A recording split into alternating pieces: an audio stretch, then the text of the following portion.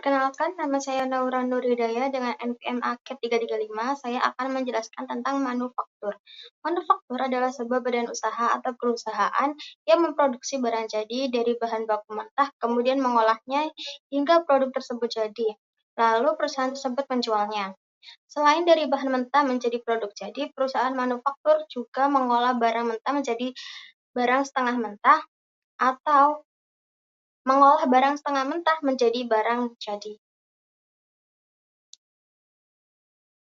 Selanjutnya, saya akan menjelaskan tentang harga pokok penjualan.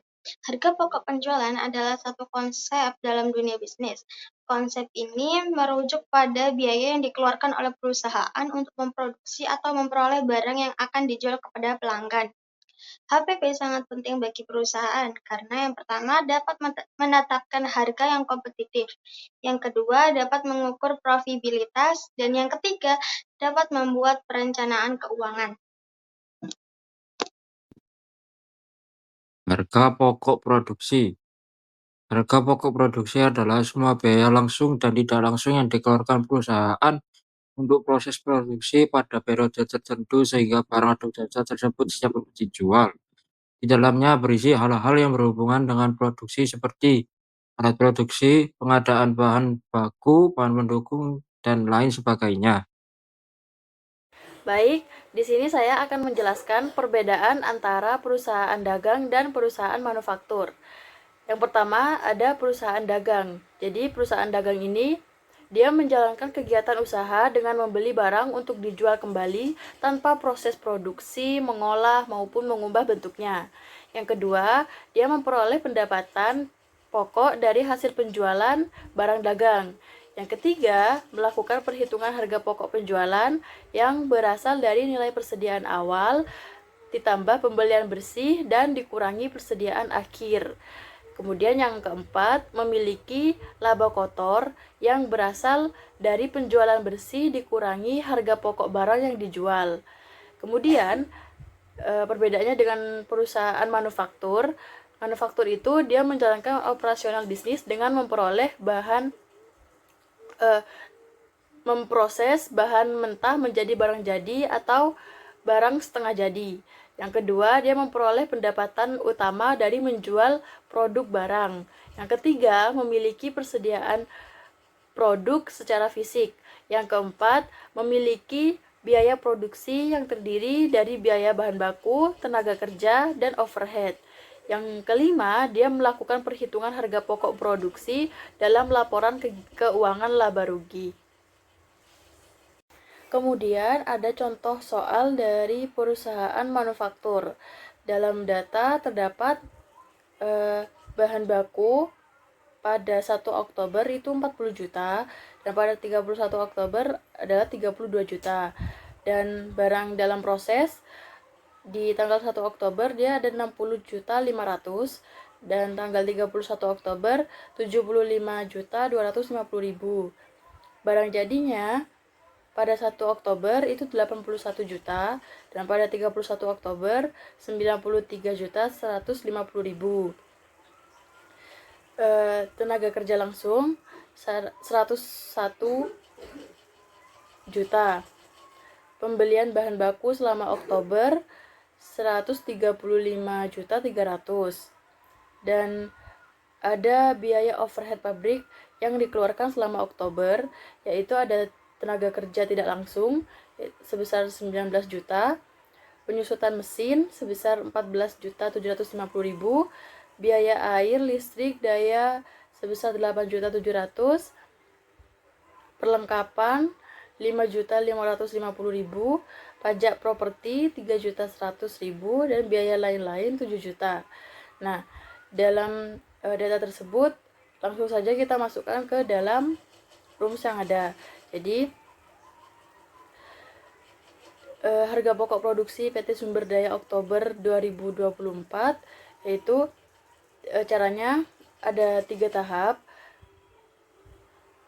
Langsung aja dimasukkan ke dalamnya, yaitu yang pertama ada persediaan bahan baku pada 1 Oktober, kemudian ditambah dengan pembelian. Nah, itu ditambahkan hasilnya menjadi 175.300.000. Kemudian akan dikurangi dengan persediaan bahan baku 31 Oktober dan hasilnya adalah 143.300.000. Itu akan menjadi pemakaian bahan baku. Nah, kemudian di situ kita masukkan juga tenaga kerja langsung, yaitu sebesar 101 juta. Nah, kemudian itu akan ditambahkan dengan biaya overhead. Biaya overheadnya di situ ada tenaga kerja tidak langsung 19 juta, penyusutan mesin 14.750, air, listrik, daya 8.700, perlengkapan 5.550, pajak properti 3.100, dan biaya lain-lain 7 juta. Jadi total biaya dari overheadnya yaitu 58.100, dan hasilnya akan ditambahkan dengan pemakaian bahan baku dan tenaga kerja langsung, yaitu sebesar 302.400.000. Itu menjadi biaya produksi. Kemudian akan ditambahkan dengan persediaan awal barang dalam proses, yaitu 60.500.000. Nah, hasilnya itu 362.900.000.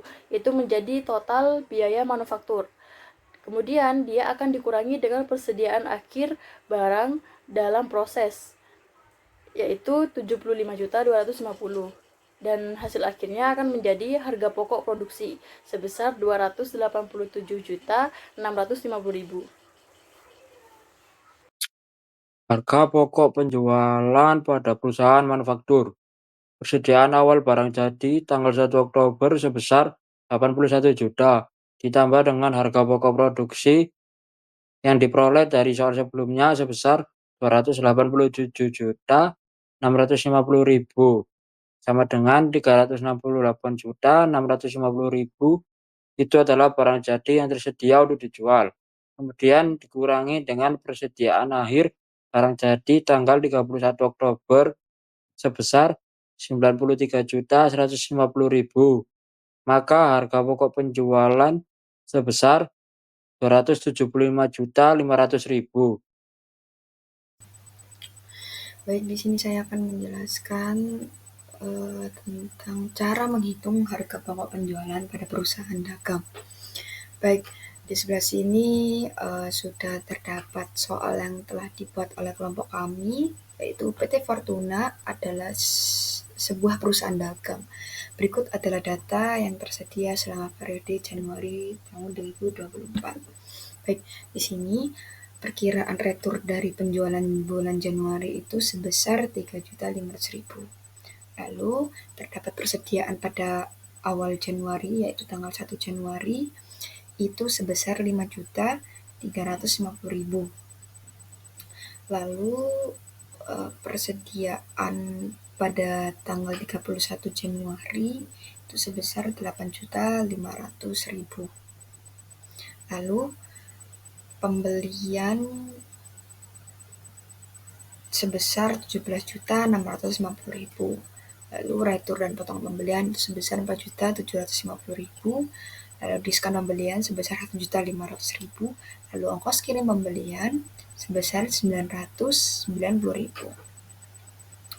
Lalu di sebelah kiri persoalannya itu terdapat tabel harga pokok penjualan. Di sini itu di mana pada perusahaan dagang itu terdapat harga pokok penjualan. Untuk runtutannya akun-akunnya itu ada persediaan di bulan awal Januari, lalu harga pokok pembelian. Di harga pokok pembelian ini juga terbagi oleh beberapa akun yang termasuk ke dalam harga pokok pembelian. Lalu terdapat persediaan akhir bulan, yaitu pada tanggal 31 Januari 2024. Lalu terdapat perkiraan barang retur. Lalu nanti hasilnya yaitu beban pokok penjualan atau bisa disebut sebagai harga pokok penjualan. Baik, kita mulai dari persediaan pada tanggal 1 Januari tahun 2024, yang dimana itu nominalnya sebesar 5.350.000. Lalu Akun yang kedua itu ada harga pokok pembelian, yang dimana harga pokok pembelian ini ada beberapa akun yang masuk ke dalam harga pokok pembelian. Yang pertama ada pembelian, lalu retur dan potongan pembelian, ada diskon pembelian, pembelian itu pembelian itu mungkin penjumlahan dari pembelian, retur dan potongan pembelian sama diskon pembelian.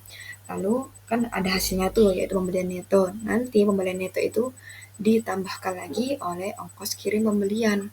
Nanti jadinya itu jumlah harga pokok pembelian. Lalu selanjutnya ada barang tersedia untuk dijual. Nanti hasil dari persediaan dan juga jumlah harga pokok pembelian itu nanti ditambahkan di jumlah yang dimana hasilnya itu masuk ke barang tersedia untuk dijual. Baik, oke, kita langsung mulai saja. Yang pertama itu pada tanggal 1 Januari, di mana persediaan dari PT Fortuna itu sebesar 5.350.000. Lalu di harga pokok pembelian itu terdapat pembelian, retur dan potongan pembelian, diskon pembelian. Oke, untuk pembelian itu nominalnya sebesar 17.650.000. Lalu ada retur dan potongan pembelian itu sebesar 4.750.000 dan juga diskon pembelian itu sebesar 1.500.000. Baik, caranya kita mendapatkan hasil pembelian itu pembelian dikurangi retur dan potongan pembelian dan juga diskon pembelian. Jadi pembelian netonya itu hasilnya 11.400.000. Dari pembelian neto ini ditambahkan oleh akun ongkos kirim pembelian sebesar 990.000. Jadi jumlah harga pokok pembelian itu sebesar 12.390.000. Lalu ada akun yaitu barang tersedia untuk dijual. Barang tersedia untuk dijual ini dapatnya dari mana? Dapatnya dari persediaan pada awal bulan Januari dan harga dan penjumlahan antara persediaan pada awal Januari dan juga jumlah harga pokok pembelian. Di awal Januari itu kan 5.350.000 ditambah 12.390.000. 12.390.000 itu jumlah harga pokok pembelian, yang dimana hasilnya itu 17.740.000. Belum sampai di situ, 17.740.000 ini dikurangkan lagi oleh persediaan pada akhir bulan, yaitu pada tanggal 31 Januari sebesar 8.500.000. Nanti hasilnya itu akan menjadi beban pokok penjualan sebelum perkiraan retur. Oke, jadi 17.740.000 dikurangi 8.500.000 itu 9.240.000. Untuk retur ini opsional ya teman-teman, jadi bisa ada dan bisa tidak ada. Jadi kalau misalnya di suatu persoalan tidak ada barang retur, tidak perlu dimasukin gitu. Oke. Lalu untuk beban pokok penjualan sebelum perkiraan retur kan sejumlah nominalnya itu 9.240.000. Lalu ada kenaikan pada perkiraan barang retur. Kenaikan pada barang retur itu sebesar 3.500.000. Jadi beban pokok penjualan sebelum perkiraan retur dikurangi kenaikan pada perkiraan barang retur, yang dimana hasilnya itu menjadi hasil akhir harga pokok penjualan atau bisa disebut beban pokok penjualannya itu sebesar 5.740.000. Seperti itu.